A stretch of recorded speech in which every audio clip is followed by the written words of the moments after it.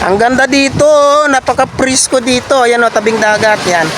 Sa tabing dagat, ang lalaki ng alon, no? Ayan. Yan mga idol. Andito tayo sa tabing dagat. Yan kung saan lilipat na po kami dito bukas na kami magsisimula. Yan po, yan na po. Yan, diyan po kami lilipat mga idol, yan po. Yan, so tabing dagat po tayo.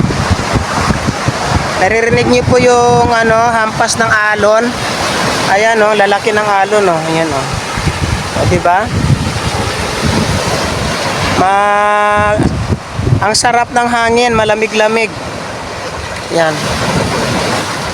So dito po kami lilipat mga idol. So yung mga taga Brooks Point or kahit saan man dito sa Palawan, samahan nyo kami dito sa aming bagong pisto sa Barcadas Grill and Resto Bar sa dating Lula Marias po ito sa Old Camp.